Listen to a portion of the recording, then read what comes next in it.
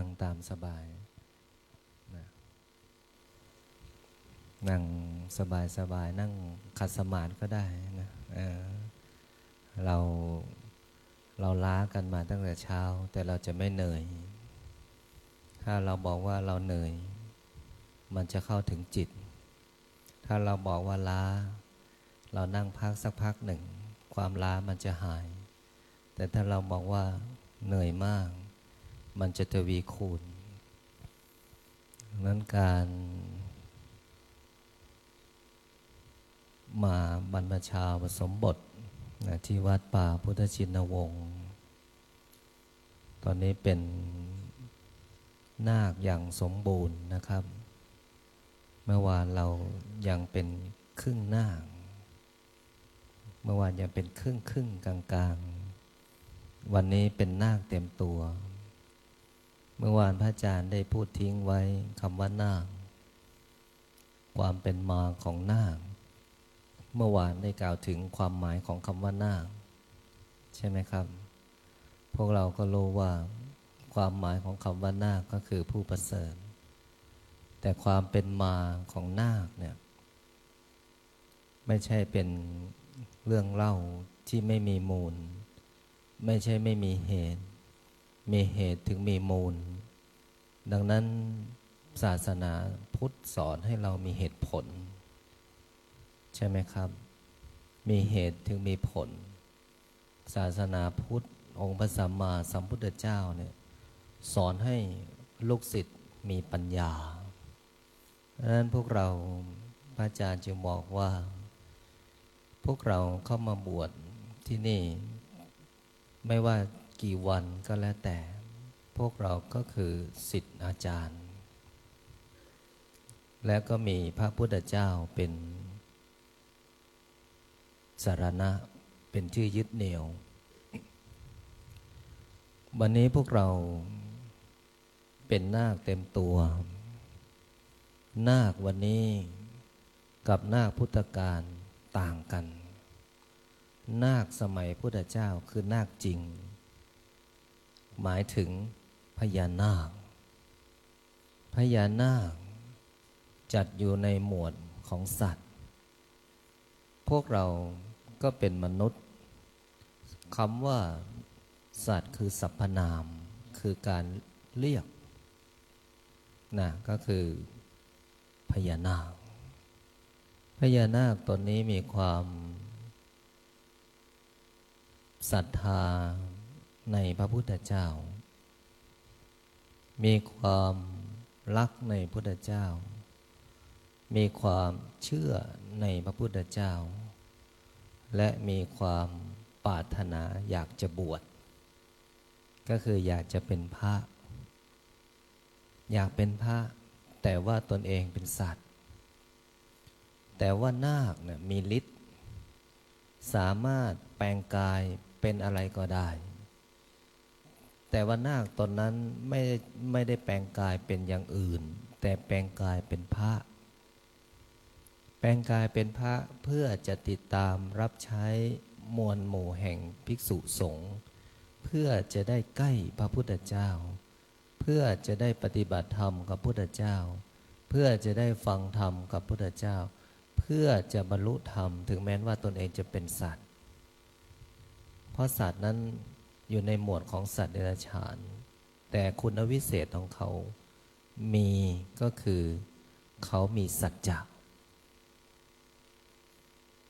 นาคตนนั้น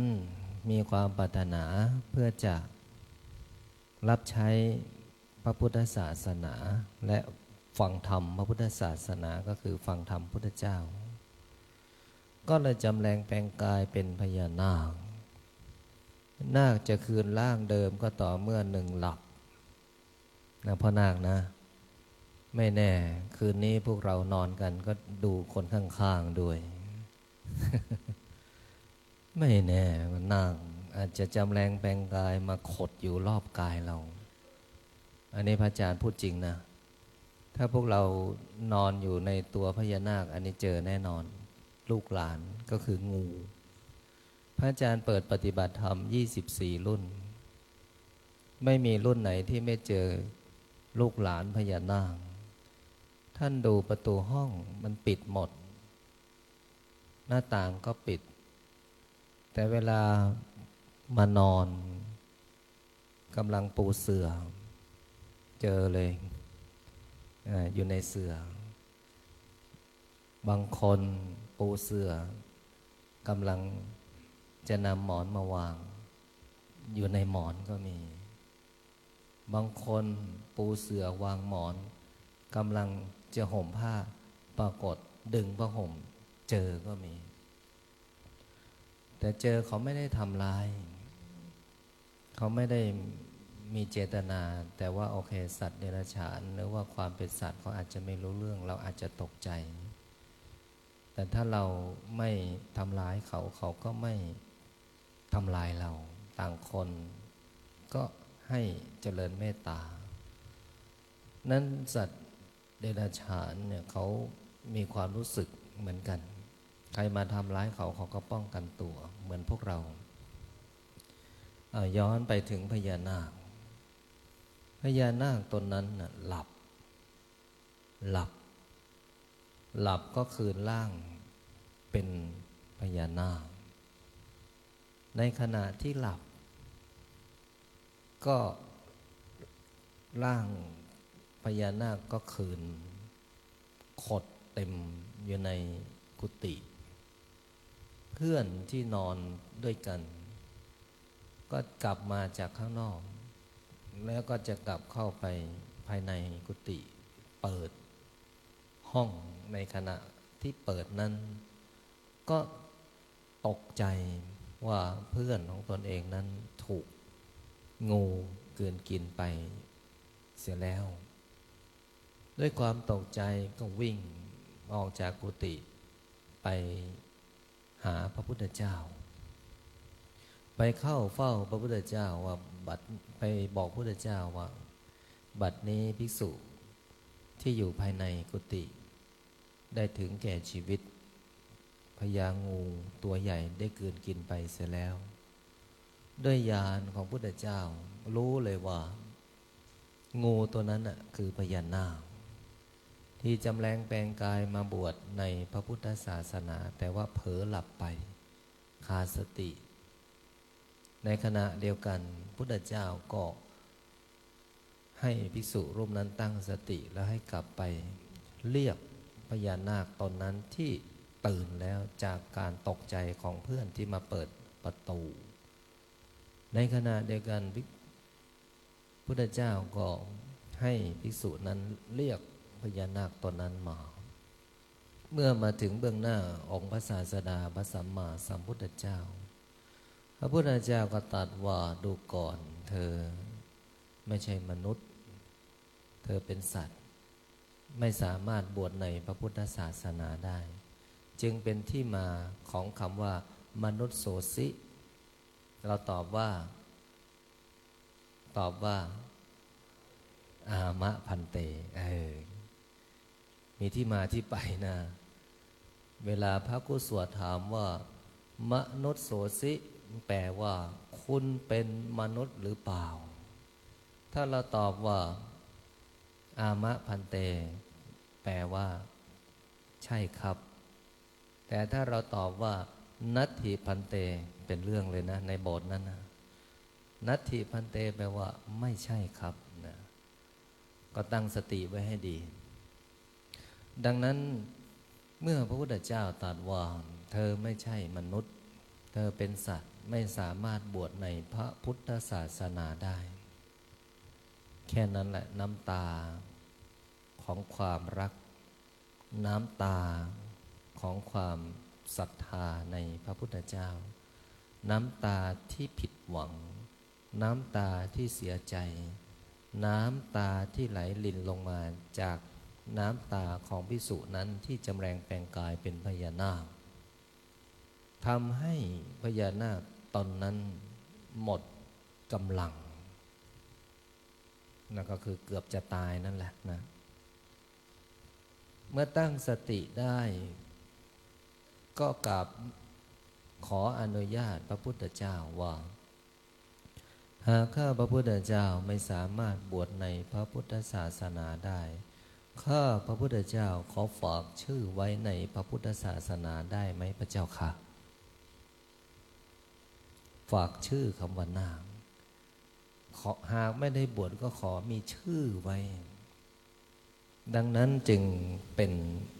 ที่มาของคำว่าพ่อนาคในวันนี้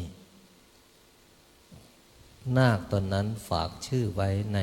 พระพุทธศาสนาดังนั้นความเกี่ยวข้องเกี่ยวเนื่องกับคำว่านาคกับพญานาคดังที่พระอาจารย์ได้กล่าวไว้ว่าบัดนี้พวกเราเป็นนาคอย่างสมบูรณ์เป็นผู้ประเสริฐเมื่อเราเป็นผู้ประเสริฐแล้วเราก็ต้องระวังตอนนี้เราต้องระวังการเดินการนั่งการพูดการคุยสติสัมปชัญญะต้องรู้ตัวตลอดเวลานี่ความเป็นนาคนะพรุ่งนี้เช้าเราจะเป็นเณรนะครับมันจะเริ่มเข้มข้นและก็จะเริ่มทำให้เรานั้นมีศีลมากขึ้นบัดนี้เราศีลห้าพรุ่งนี้เช้าศีลแปดศีลสิบสามเณรศีลสิบขออภัยศีลสิบภาคบ่ายศีล227เห็นไหมครับจะเริ่มเข้มข้นและชีวิตเรา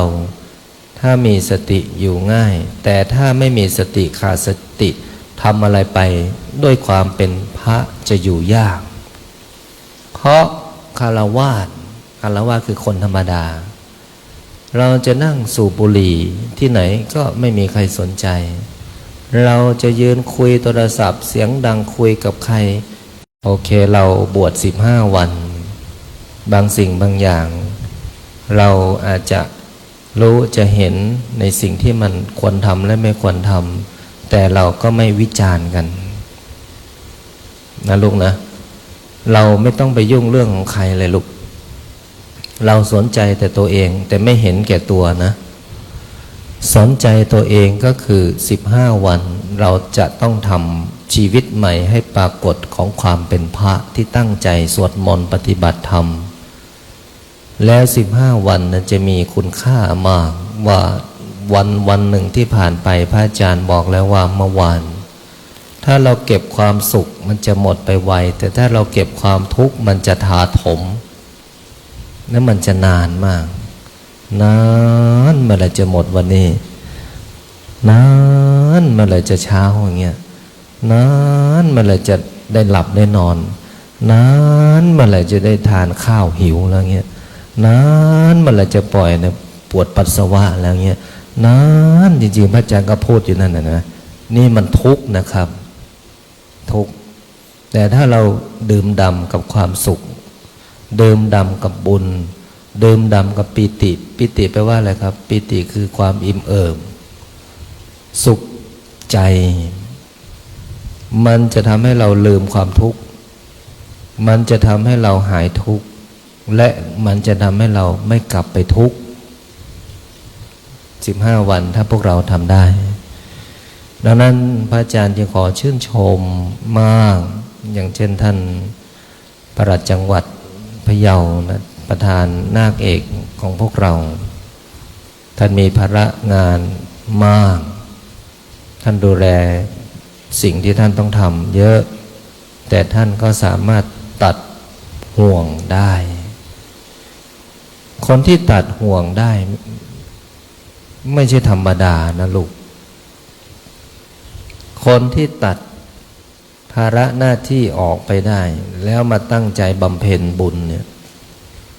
ด้วยหน้าที่เนี่ยมันถูกบังคับตื่นเช้ามาก็ต้องไปเย็นก็กลับถึงบ้านก็นอนบางครั้งบางเวลาก็ไม่ได้เจอหน้าลูกด้วยซ้ำไปพูดกันไม่กี่คำเช้ามาก็ไปทำงานต่อเพราะนั้นข้าราชการพระอาจารย์เข้าใจว่าตลอดระยะเวลาที่รับราชการถึง60 ปีชีวิตอยู่กับหน้าที่ชีวิตอยู่กับการรับผิดชอบ แม้กระทั่งพลเรือนธรรมดาเหมือนคนที่พวกเราที่ไม่มีหน้าที่ในการปกครองแต่เรามีหน้าที่ที่ต้องดูแลครอบครัวเราต้องทำงานหนักเพื่อเลี้ยงดูชีวิตของลูกของภรรยาของพ่อของแม่เพราะนั้นเราอยู่กับหน้าที่เราอยู่กับภาระบัดนี้เราจะปลงภาระงานออกให้หมดนะลูกนะปลงเพราะเจ้าชายสิทธัตถะราชกุมารพระองค์ออกจากบ่วงออกจากความห่วงหาอะไรอาวรณ์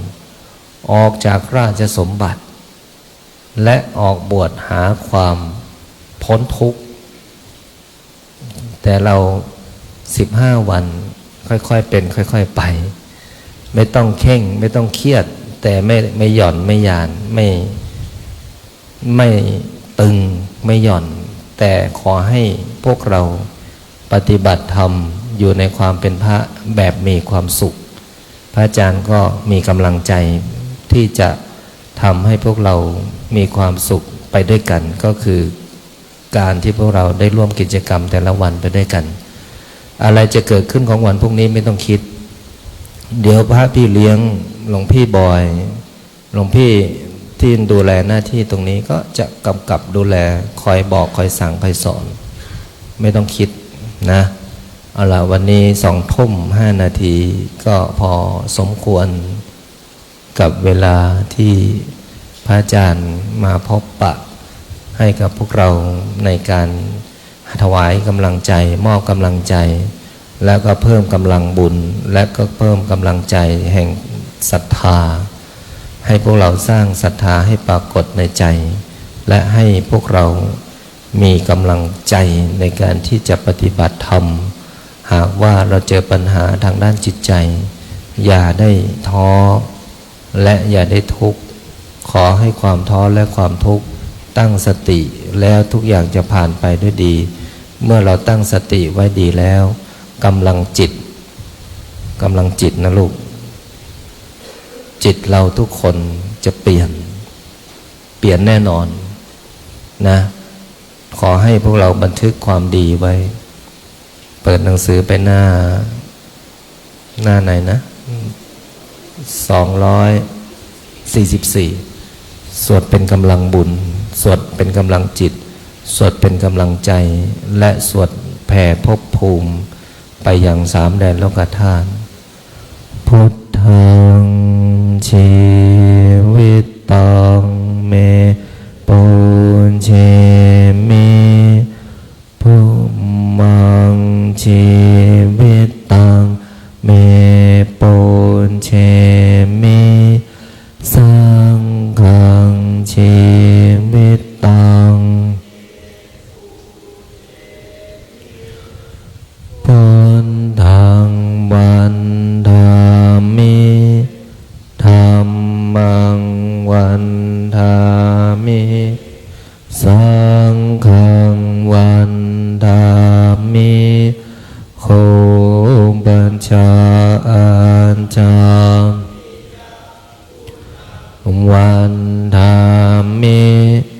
มาตาปิโตคุณังวันธามิภาไตสิกขาคุณังวันธามินะโมตัสสะภะคะวะโตสัมมาสัมพุทธัสสะนะโมตัสสะภะคะวะโตสัมมาสัมพุทธัสสะนะโมตัสสะสัมมาสัมพุทธัสสะพุทธังสรณังคัจฉามิธัมมังสรณังคัจฉามิสังฆังสรณังคัจฉามิทุติยมปิพุทธสรณังคัจฉามิทุติ ปิสรณังคัจฉามิทุติยมปิขังสรณังคัจฉามิตติยมปิพุทธสรณังคัจฉามิตติยมปิธัมมังสรณังคัจฉามิตติยมปิสังฆังสรณังคัจฉามิปานาติปาตาเวรมณีสิกขาปัทังสมาธิยามิอาทินนาทานาเวรมณีสิกขาปัทังสมาธิยามิเมสุมิจฉาจาราเวรมณีสิกขาปัทังสมาธิยามิโมสาวาทาเวรมณีสิกขาปัทังสมาธิยามิสุลาเมรยามัจจาปมาทัฏฐานาเวรมณีสิกขาปัทังสมาธิยามิอิมานิปัญจสิกขาปัฏฐานิสมาธิยามิอิมานิปัญจสิกขาปัฏฐานิสมาธิยามิอิมานิปัญจสิกขาปัฏฐานิสมาธิยามิสีเรนะสุขติงยันติสีเลนะโภคสัมปทาสีเลนะนิพุตติงยันติตัสมาสีลังวิโสทะเยนะโมตัสสะภะคะวะโตอะระหะโตสัมมาสัมพุทธัสสะนะโมตัสสะภะคะวะโตอะระหะโตสัมมาสัมพุทธัสสะนะโมตัสสะภะคะวะโตอะระหะโตสัมมาสัมพุทธัสสะพุทธังอะระหะนะ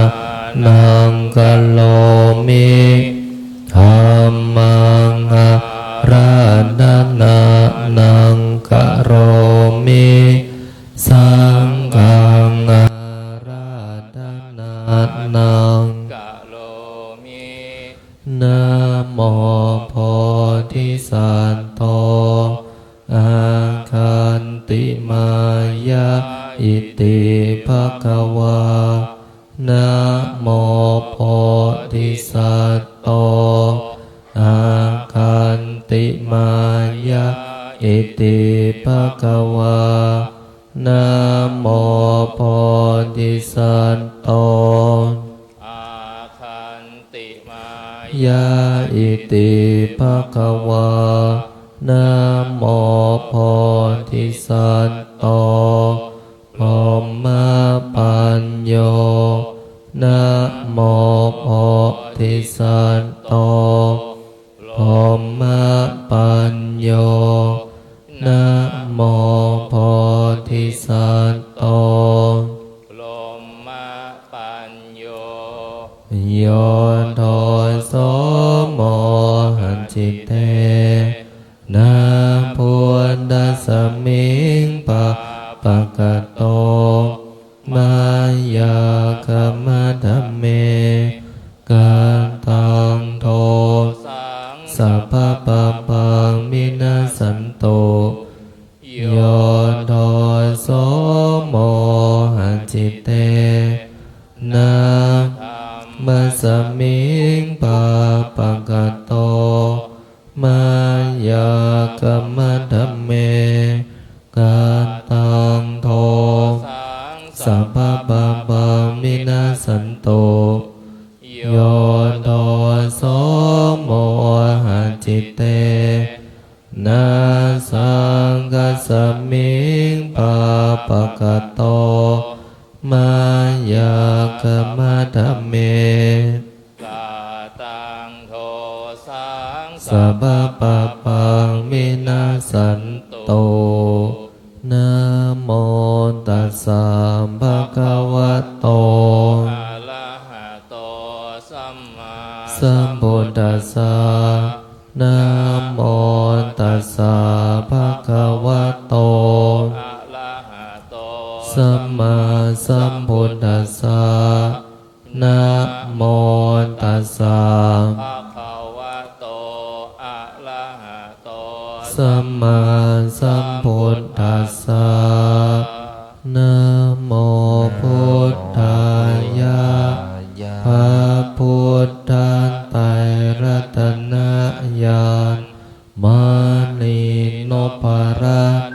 สีสหัสสุธรรมาพุทโธธรรมโมสังโฆ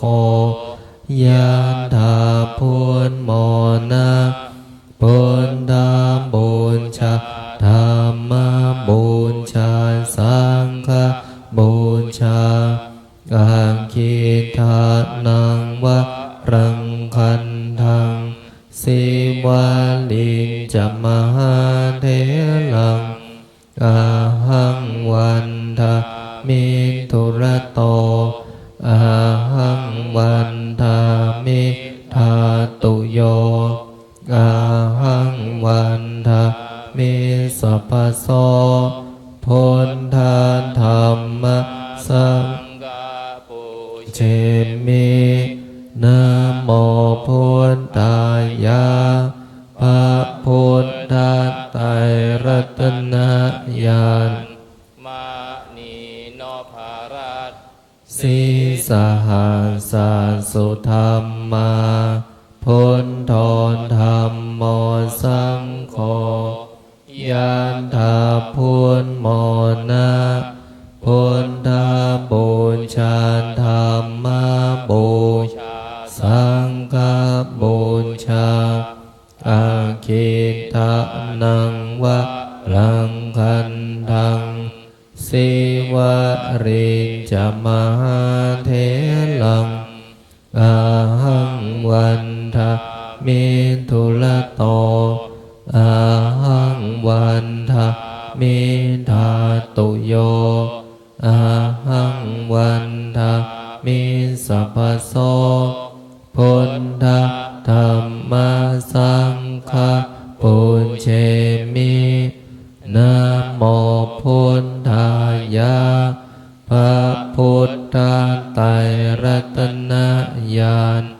มานีโนภรัตสีสหัสสุธรรมาพุทโธธรรมโมสังโฆยะถาพุทโมนะพุทธาบูชาธรรมบูชาสังฆบูชาอาคิทานังวะรังคันทังสิวะลิจะมหาเถลังอาหังวันทามิทุระโตอาหังวันทามิทาตุโยอาหังวันทามิสัพพโสพุทธธรรมสังฆังปุญเชมินะโมพุทธายะพระพุทธไตรรัตนญาณมานีโนภรัตสีสหัสสุธรรมาพุทโธธรร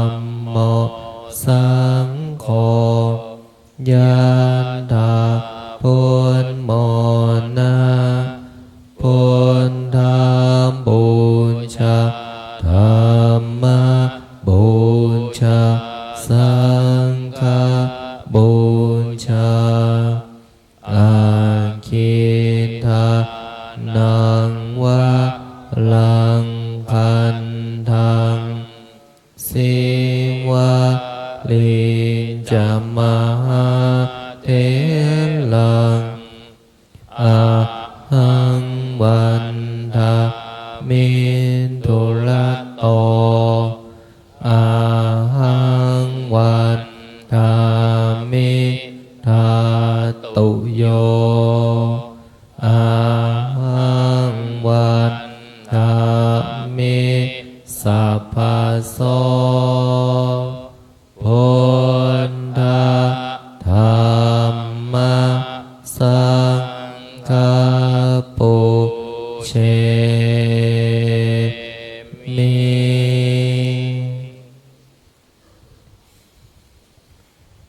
นั่งสมาธิสัก5 นาทีเนาะ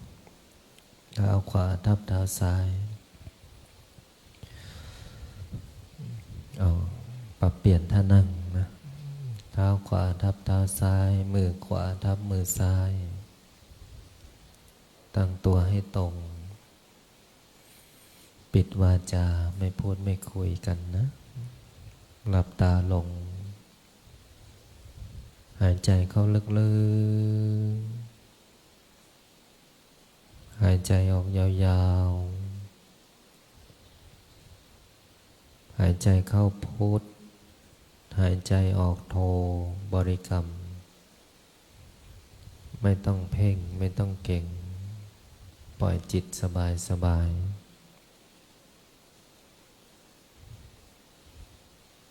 เอาจิตไปกำหนดที่ลมหายใจถ้าเรายังฟุ้งอยู่ก็หายใจเข้าลึกๆหายใจออกยาวๆถ้ามันยังส่งจิตวิตกกังวลจิตกระวนกระวายก็ตั้งจิตใหม่เมื่อตั้งจิตเป็นสมาธิหายใจเข้าพุทหายใจออกโทอยู่กับลมหายใจพุทโธพุทโธพุทโธพุทโธพุทโธจนจิตของเรารู้สึกคลายอารมณ์การทำสมาธิคือการคลายอารมณ์ที่รู้สึกไม่ดีเหมือนเราเก็บเรื่องราวต่างๆไว้ในใจแต่เราก็ไม่รู้ว่าใจของเรามันจะเอาอะไรไปลบเราก็ไม่รู้จะเอาอะไรมันให้เรื่องราวมากมายที่อยู่ในใจให้มันออกไปทีละเรื่องบางครั้งใจของเราก็ตกจิตของเราก็ตกคำว่าตกก็คือมันไม่มีกำลังใจเพราะใจมันฝังความรู้สึกมากมายแต่ถ้าเรากำหนดสติกำหนดสมาธิที่อยู่กับลมหายใจหายใจเข้าพุทหายใจออกโทเมื่อมีสมาธิก็มีกำลังของสมาธิก็คือความสงบกำลังของความสงบก็คือความนิ่งกำลังของความนิ่งก็คือความสยบทุกอย่างที่เข้ามาฝังอยู่ในใจเหมือนคนมีพลังจิตที่ดีคนที่มีกำลังจิตที่ดีก็เพราะว่าชำระอารมณ์ได้ทุกวันคนที่ชำระอารมณ์ได้ทุกวันก็คือคนที่ล้างใจให้ใสสะอาดคนที่ล้างใจได้ก็ต่อเมื่อทำสมาธิเป็นเมื่อเราทำเป็นเราถึงทำได้แต่ถ้าเราไม่เคยทำเราก็ไม่ได้ว่าสมาธิทำแล้วเกิดอะไรทำแล้วได้อะไรแต่ถ้าเราฝึกทุกวันทำทุกวันใจของเราก็จะสะอาดไม่มีเรื่องอะไรที่ทำให้เราลกลุงหลังและก็ไม่มีเรื่องอะไรที่จะมาเข้ามาถึงใจเราได้ถึงแม้มันเข้ามาเราก็มีสติตั้งรับ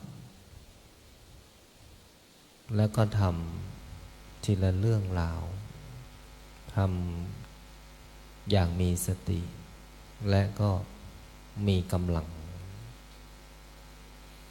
เราอยู่กัน100 กว่าคนถ้าเรารวมพลังจิต เราจะรู้สึกถึงพลังงานที่อยู่รอบตัวเราเพราะทุกคนมีพลังงานที่เป็นคลื่น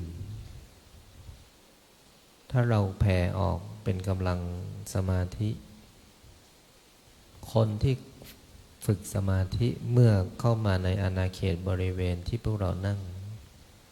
เขาเหล่านั้นจะรู้สึกถึงพลังงานความสงบเพราะพลังที่เราแผ่ออกคือความสงบไปในใจถ้าเราฝึกทุกวันกำลังกายเราก็เกิดกำลังจิตเราก็มีความอ่อนล้า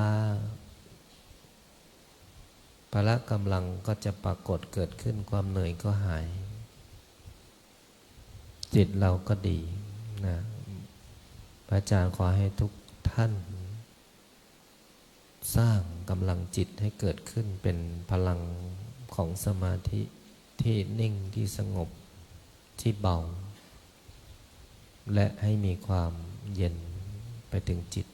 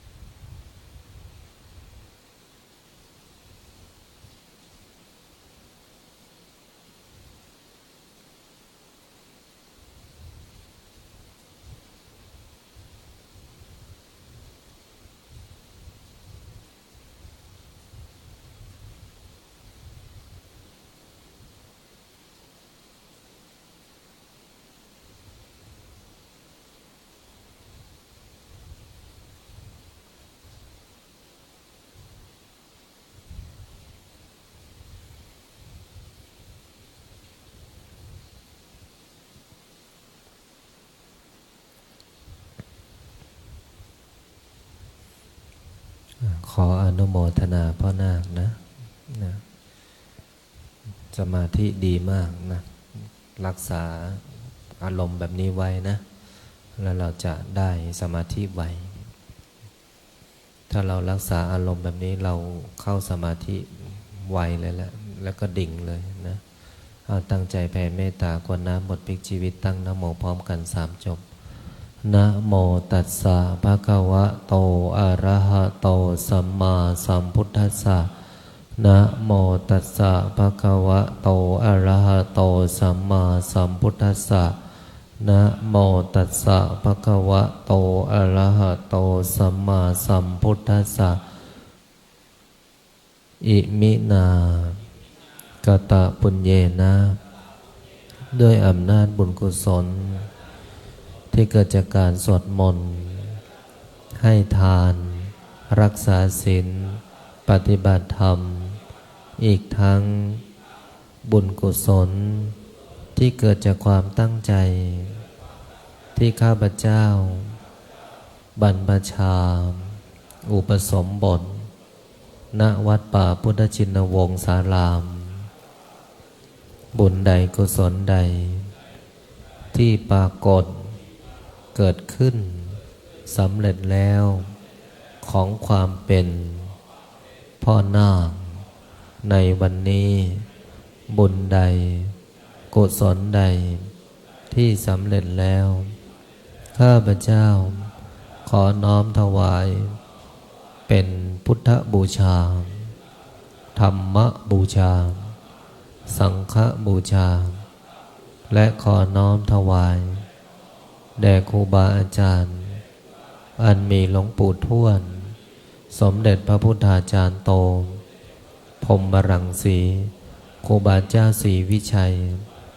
นักบุญแห่งล้านนาหลวงปู่ดูเจ้าของมนต์มหาจักรพรรดิ หลวงพ่อเกษมหลวงพ่อคูณหลวงพ่อเจ้าประคุณสมเด็จพระพุทธชินวงศ์สมศักดิ์อุปสมะมหาเถระองค์อดีตเจ้าวาดวัดพิชัยญาณทุกพรูปและหลวงตามาเป็นที่สุดและขออุทิศน้อมถวายเป็นพระราชกุศลแด่อดีตบูรพมหากษัตริย์ไทยทุกพระองค์ตลอดถึงอดีตพระมหากษัตริย์แห่งอาณาจักรภูกามยาวมีพ่อขุนจอมธรรมปฐมกษัตริย์พ่อขุนเจียงธรรมิกราชผู้ทรงธรรมพ่อขุนงำเมืองเป็นที่สุดทั้ง9พระองค์แห่งอาณาจักรภูกามยาวและขอน้อมถวายเป็นพระราชกุศลแด่พระบาทสมเด็จพระวชิรเกล้าเจ้าอยู่หัวและขอน้อมถวายเป็นพระราชกุศลแด่พระบรมวงศานุวงศ์ทุกพระองค์และขออุทิศน้อมถวายเป็นพระราชกุศลแด่สมเด็จพระนางเจ้าสิริกิติ์พระบรมราชินีนางพระบรมราชชนนีพันปีหลวงและขออุทิศถวายเป็นพระกุศลแด่สมเด็จพระเจ้าลูกเธอเจ้าฟ้าพัชรกิติยาภาและขออุทิศส่วนบุญกุศลแด่ดวงวิญญาณสมเด็จเจ้าพระยาบรมมหาพิชัยญาณทัดบุญนาคผู้สร้างวัดพิชัยญาณบุญใดกุศลใดที่สำเร็จแล้วข้าพเจ้าขอนำส่งผลบุญนี้ให้แก่บิดามารดาครูบัญชาอาจารย์ญาติพี่น้องเจ้ากรรมนายเวรเจ้าที่เจ้าทางเจ้าที่ที่บ้านเจ้าที่ที่ทำงานเจ้าที่ที่วัดพิชัยญาณเจ้าที่ที่วัดป่าพุทธชินวงศารามเทวดาประจำกายของข้าพเจ้าเทวดา16ชั้นฟ้า15ชั้นดิน14ใต้บาดาลเปรตทั้งหลายสรรพสัตว์ทั้งหลายมากมายไม่มีประมาณทั้ง31ภูมิพระแม่ธรณีพระแม่คงคาแม่พระเพิงแม่พระพายแม่พระโพธิ์ศพท้าวจตุโลกบาลทั้งสี่พระสยามเทวาธิราชเจ้าเหล่าพญาครุฑทั้งหลายเหล่าพญานาคทั้งหลายทั้งสี่ตระกูลนาคาธิบดีทั้ง9พระองค์สัตตนาคราชพญามุจลินวิรูปักโขนาคาธิบดีองค์ย่าโนปเกณนาคินีการนาคราชวาสุกีนาคราชพระแม่โสมาศรีวิกานาคเทวีพญาธุมะสิขีนาคราชพญานาคกวานพะเยาพญาสุวรรณนาคราชเหล่าพญานาคทั้งหลายณสถานที่แห่งนี้เหล่าพญางูทั้งหลายณสถานที่แห่งนี้พญางูเผือกณสถานที่แห่งนี้ขอท่านทั้งหลายที่มีความเกี่ยวเนื่องเกี่ยวข้องกับพระพุทธศาสนาขอท่านทั้งหลายจงมีส่วนในบุญของความเป็นนาคของข้าพเจ้าในวันนี้บุญใดกุศลใดที่สำเร็จแล้วจงส่งผลให้ข้าพเจ้าจะกระทำการงานสิ่งใด ในพื้นปัตตภีนี้ ไม่ว่าบนบกในน้ำในอากาศขอการงานสิ่งนั้นจงพันสำเร็จคำว่าไม่ได้คำว่าไม่มีคำว่าขัดข้องอุปสรรคใด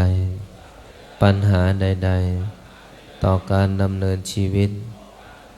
การงานการเงินบริวารสุขภาพโรคร้ายโรคเวรโรคกรรม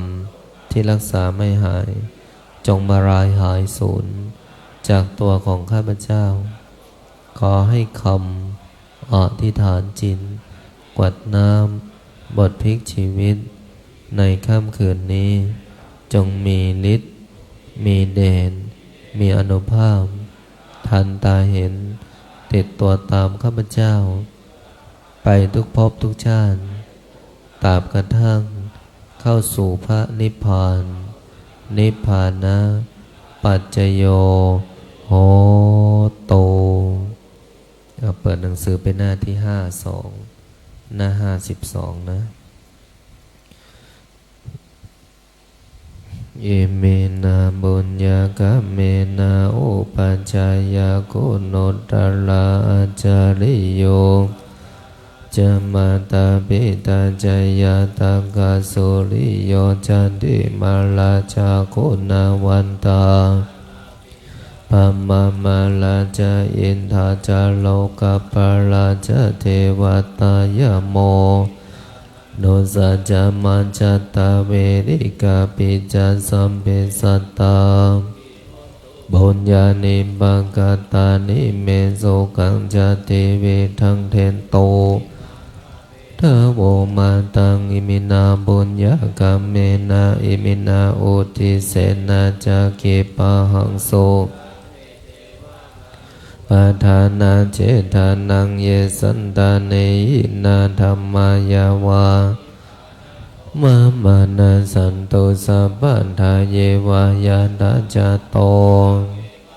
โอจุจิตตังสติปัญญาสันเลโควิริยามินามาราลาพันโตกตุนจาวิริเยสุเมพุทธาติปาวาโลนาโทธัมโมตโมนาโทปัญเจกพุทโธจะสังโฆนาโทตาโลมะมังเตโสมาโลกาสังละพันโตมาสัมเพพุทธาสัมเพสังฆาพลัมปันตามปัญเจ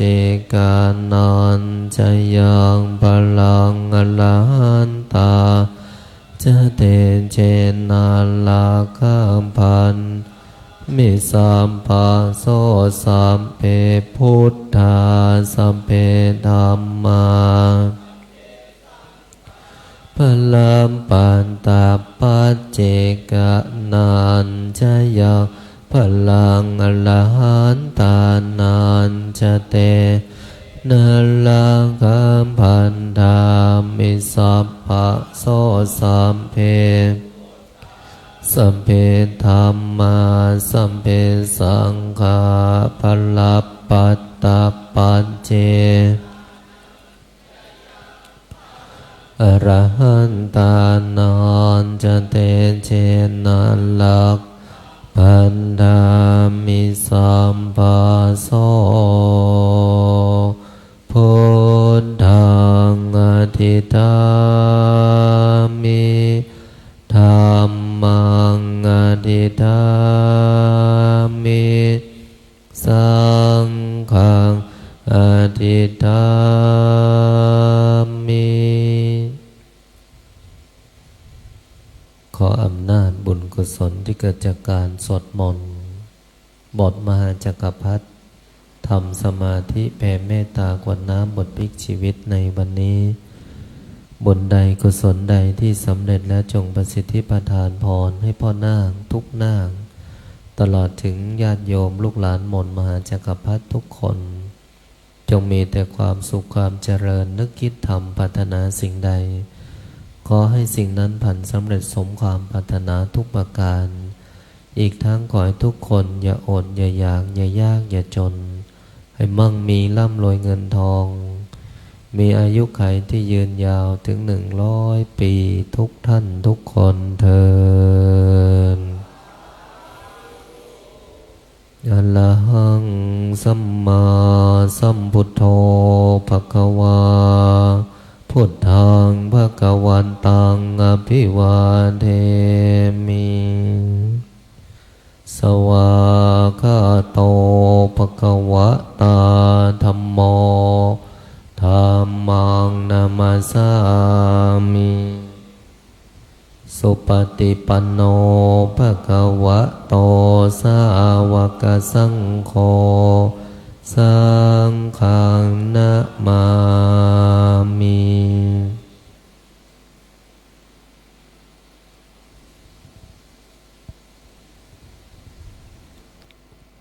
พ่อนาคทั้งหมดคุกเข่าพนมมือสั่งทำอัญชลีพร้อมเพรียงกัน1 2 3